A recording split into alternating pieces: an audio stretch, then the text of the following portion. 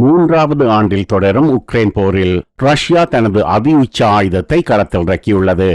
உச்ச தொழில்நுட்பம் கொண்டதாக ரஷ்யாவால் கூறப்பட்ட S-500 வான் பாதுகாப்பு சாதனங்களில் ஒன்றை கிரிமியா பாலம் என்று அறியப்பட்ட கர்ச் பாலத்தை பாதுகாப்பதற்காக ரஷ்யாவால் ஆக்கிரமிக்கப்பட்ட கிரிமியா பகுதியில் நிலைநிறுத்தியுள்ளதாக உக்ரைனின் ராணுவ உளவுத்துறை தெரிவித்துள்ளது.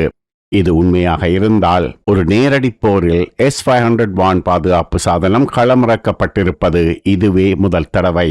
S-500 வான் பாதுகாப்பு சாதனத்தின் தொழில்நுட்பம் மற்றும் அதன் இயங்குதிறன் ரஷ்யா கூறுவது போல மிகவும் மேம்பட்டதாக மற்றும் உன்னதமானதாக இருந்தால் S-500 வான் பாதுகாப்பு சாதனம் கிரிமியாவில் ரஷ்யாவுக்கு குறிப்பிடத்தக்க வான் பாதுகாப்பு திறன்களை வழங்கும்.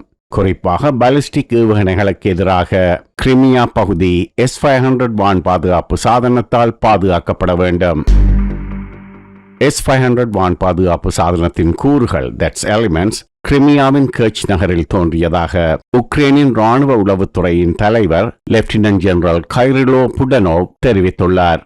அதே நேரத்தில் இந்த வான் பாதுகாப்பு சாதனம் இன்னமும் பரிசோதனைக்குரியது என்றும் அவர் கூறினார். S-500 வான் பாதுகாப்பு சாதனத்தின் முழுமையான சிஸ்டத்தில் பல கூறுகள் அல்லது எலிமெண்ட்ஸ் உள்ளன. கட்டளை இடுகைகள் கமாண்ட் போஸ்ட், ரேடார்கள் மற்றும் லான்ச்சர்கள் உட்பட பல்வேறு கூறுகளை கொண்டது S-500. இந்த சிஸ்டத்தில் எந்த கூறுகள் கிரிமியாவுக்கு மாற்றப்பட்டுள்ளன என்பது தெளிவாக தெரியவில்லை. உக்ரைன் ராணுவ உளவுத்துறையின் தலைவர் கூறியது போல கொள்கையளவில் இது ஒரு சோதனை பயன்பாடாக இருக்கும். காரணம் S-500 வான் பாதுகாப்பு சாதனத்தின் மாதிரிகள் தயாரிக்கப்பட்டு சோதனைக்காக கொடுக்கப்பட்டன என்றே அறிவிக்கப்பட்டிருந்தது. சோதனைகள் வெற்றியடைந்த பின்னர் S-500 வான் பாதுகாப்பு சாதனம் தயாரிக்கப்பட்டு அதன் பின்னரே ராணுவ பாவனைக்கு கொடுக்கப்படும். அது நடப்பதற்கு 2026 ஆண்டு ஆகிவிடும் என்று அதன் தயாரிப்பு நிறுவனம் அறிவித்திருந்தது. உக்ரைனில் ரஷ்யா போரை தொடங்கிய பின்னர் கர்ச் பாலம் ராணுவ நகர்வுகளுக்காக எப்போதும் பயன்படுத்தப்படுகிறது. பாலம் இருக்கும் வரை அல்லது போர் முடியும் வரை அது ராணுவ பாவனைக்கான பாலமாக இருக்கும். அந்த பயன்பாடு ரஷ்யாவின் ராணுவ வளங்களுக்கு மிக முக்கியமானது. ரஷ்யாவிலிருந்து துருப்புக்கள் மற்றும் ராணுவ சாதனங்களை கிரிமியா பகுதிக்கு நகர்த்தி அங்கிருந்தே தெற்கு உக்ரைனுக்கு நகர்த்துகிறார்கள். எனவே ராணுவ போக்குவரத்துக்கு மிக மிக முக்கியமானது கர்ச் பாலம். அதனால் கர்ச் பாலத்தை உத்தரவாதமாக உடைப்போம் என்று உக்ரைன் கூறியுள்ளது. அதை தடுக்கவே S-500 வான் பாதுகாப்பு சாதனம் முழுமையாக ராணுவ பாவனைக்கு வருவதற்கு முன்பே கர்ச் பாலத்தை பாதுகாக்க தற்போது நகர்த்தப்பட்டுள்ளது என்று எடுத்துக்கொள்ளலாம். ஆனால் இந்த விஷயத்தில் ரஷ்யா எடுத்திருப்பது ஒரு மிகப்பெரிய ரிஸ்க். அதை எப்படி கூறுகிறோம் என்றால், ஒருவேளை கர்ச் பாலத்தை குறிவைத்து உக்ரைன் ஒரு தாக்குதலை நடத்தும் போது அதை S-500 வான் பாதுகாப்பு சாதனம் தடுத்தால் அது உன்னதமான வான் பாதுகாப்பு சாதனம் என்ற பெயர் கிடைக்கும். ஆனால் ஒருவேளை S-500 வான் பாதுகாப்பு சாதனம் அங்கு இயங்கு நிலையில் உள்ள போது உக்ரைன் கர்ச் பாலத்தை குறிவைத்து வெற்றிகரமான தாக்குதல் ஒன்றை நடத்திவிட்டால் S-500 வான் பாதுகாப்பு சாதனத்துக்கு கொடுக்கப்பட்ட பிரமிப்பூட்டும் இமேஜ் சுக்குநூறாக உடைந்து போகும். S-500 வான் பாதுகாப்பு சாதனம் என்பது அடிப்படையில் ரஷ்யா இப்போது பயன்படுத்தும் S-400 வான் பாதுகாப்பு சாதனத்தின் மேம்படுத்தப்பட்ட வடிவம்தான்.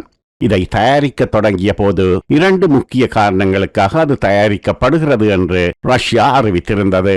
முதலாவது S-400 வான் பாதுகாப்பு சாதனங்களை மாற்றீடு செய்வது. இரண்டாவது ரஷ்ய தலைநகர் மாஸ்கோவை சுற்றி நிறுத்தப்பட்டுள்ள தற்போதைய A-135 பாலிஸ்டிக் ஏவுகணை எதிர்ப்பு அமைப்பை A-135 ஆன்டி பாலிஸ்டிக் மிசைல் சிஸ்டத்தை மாற்றீடு செய்வதற்காக S-500 வான் பாதுகாப்பு சாதனம் உருவாக்கப்படுகிறது என கூறப்பட்டது. தற்போது ரஷ்ய தலைநகர் மாஸ்கோவை பாதுகாக்க நகரை சுற்றி நிறுத்தப்பட்டுள்ள A-135 anti ballistic missile system 1980களில் தயாரிக்கப்பட்ட சோவியத் தயாரிப்பு ஆயுதம். ராணுவ பலம் அதிகமுள்ள ரஷ்யாவை தாக்க எந்த நாடும் துணியாது என்ற நினைப்பில் அதை மாற்றாமல் விட்டிருந்தார்கள். ஆனால் ராணுவ பலமற்ற நாடு என கருதப்பட்ட உக்ரைனில் ரஷ்யா ஒரு போரை தொடங்க போய் உக்ரைன் ரஷ்யாவின் பல பகுதிகளையும் நேரடியாக தாக்க தொடங்கியது. உக்ரைனின் தாக்குதல்களில் ரஷ்ய தலைநகர் மாஸ்கோவும் தப்பவில்லை. மாஸ்கோ மீது உக்ரைன் நடத்திய தாக்குதல்களை A-135 பாலிஸ்டிக் ஏவுகணை எதிர்ப்பு அமைப்பால் தடுக்க முடியவில்லை. அதனால் ரஷ்ய தலைநகரை பாதுகாக்க அதைவிட உன்னதமான வான் பாதுகாப்பு அமைப்பு ஒன்று தேவை என்ற நிலை ஏற்பட்டுள்ளது. அதற்காக தயாரிக்கப்பட்ட S-500 வான் பாதுகாப்பு சாதனம் தான் இப்போது கர்ச் பாலத்தை பாதுகாக்க அனுப்பப்பட்டுள்ளது. அதனால் S-500 வான் பாதுகாப்பு சாதனத்தின் வெற்றிகரமான இயங்குதிறன் என்பது கர்ச் பாலத்தின் ஆயுளோடு மட்டும் தொடர்புடையது அல்ல, ரஷ்ய தலைநகர் மாஸ்கோவின் வருங்கால பாதுகாப்போடும் தொடர்புடையது. அதனால் கிரிமியாவில் வைக்கப்பட்டுள்ள S-500 வான் பாதுகாப்பு சாதனம் நிச்சயமாக உக்ரைனின் கண்களை உறுத்தப் போகிறது. S-500 வான் பாதுகாப்பு சாதனத்தின் தயாரிப்பு நிறுவனத்தின் கடந்த கால அறிவிப்பின்படி இதன் அதிகபட்ச தாக்குதல் வீச்சு சுமார் 500 கிலோமீட்டர். 2021 ஆண்டு ஜூலை மாதத்தில் தெற்கு ரஷ்யாவின் அஸ்ட்ராகான் அருகேயுள்ள கபுஸ்டின் யாரில் இருந்து S-500 வான் பாதுகாப்பு சாதனத்தின் முதலாவது சோதனை ஏவல் நடத்தப்பட்டது. அந்த நேரத்தில் ரஷ்ய பாதுகாப்பு அமைச்சின் கூற்றுப்படி இது ஒரு பாலிஸ்டிக் ஏவுகணை இலக்கை வீழ்த்தியதாக கூறப்பட்டது. அவர்கள் குறிப்பிட்ட பாலிஸ்டிக் ஏவுகணை இலக்கு S-500 வான் பாதுகாப்பு சாதனம் இருந்த இடத்திலிருந்து 482 கிலோமீட்டர் தொலைவில் வந்து கொண்டிருந்தது. அதன்படி S-500 வான் பாதுகாப்பு சாதனத்தின் தாக்குதல் வீச்சு S-400 வான் பாதுகாப்பு சாதனத்தின் தாக்குதல் வீச்சான 400 கிலோமீட்டர் என்பதை விட நிச்சயமாக 82 கிலோமீட்டர் அதிகமானது. தயாரிப்பு நிறுவனம் கூறியது போல 500 கிலோமீட்டராகவும் அது இருக்கலாம். சோதனையின் போது படமாக்கப்பட்ட காணொளி ஒன்றும் அப்போது வெளியிடப்பட்டது.